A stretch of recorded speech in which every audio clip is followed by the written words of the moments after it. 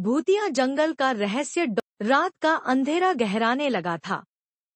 विशाल और घने पेड़ों से घिरा कालाधर जंगल अपने भूतिया किस्सों के लिए मशहूर था। कोई भी इंसान वहां जाने की हिम्मत नहीं करता था, क्योंकि कहा जाता था कि जो भी उस जंगल में गया वह कभी लौटकर नहीं आया। गांव के 4 दोस्तों रोहित, समीर, प्रियंका और अनीता ने इस कहानी को एक अफवाह समझा और जंगल की सच्चाई जानने का फैसला किया।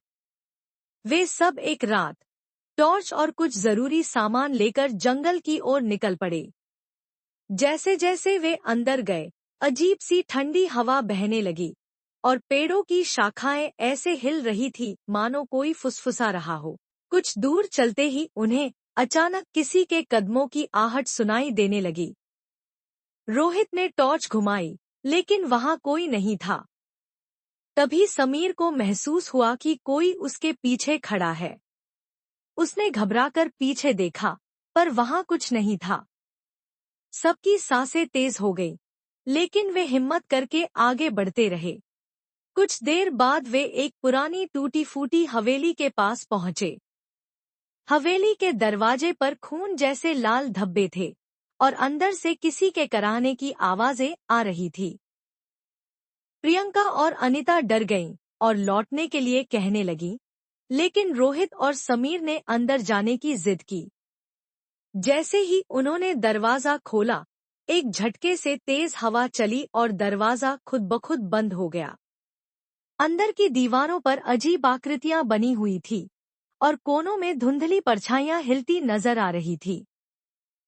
तभी प्रियंका ने देखा कि एक पुराना आईना दीवार पर लगा था, जिसमें चारों की परछाइयां दिख रही थी, लेकिन उनमें एक अतिरिक्त परछाई भी थी, एक लंबा, काला, बिना आंखों वाला भयानक साया। अचानक वह साया आईने से बाहर निकला और काले धुएं की तरह उनके चारों ओर घूमने लगा। सबकी चीखें गूंज उठी। समीर ने हिम्मत करके अपनी टॉर्च उस पर फेंकी और उसी पल हवेली की दीवारें कंपन करने लगी। ऐसा लगा जैसे पूरा जंगल कांप रहा हो। वे जैसे तैसे दरवाजा खोलकर बाहर भागे, लेकिन जंगल अब पहले से भी डरावना लग रहा था। हर तरफ अजीब-अजीब आवाजें आ रही थी और पेड़ों के बीच में सफेद आंखों वाले साये झलक रहे थे। दौड़ते दौड़ते वे गांव की ओर बढ़े, लेकिन जैसे ही गांव के करीब पहुंचे, सारी आवाजें अचानक बंद हो गईं। अगली सुबह जब उन्होंने गांव के बुजुर्गों को यह सब बताया, तो उन्होंने डरते हुए कहा, तुम बहुत भाग्यशाली हो कि लौट आए। 100 साल पहले इस जंगल में एक तांत्रिक ने काला जादू किया था और तब से यह जंगल श्रापित हो गया। अब जो भी वहां जाता है, उसे वह आत्माएं अपना शिकार बना लेती हैं।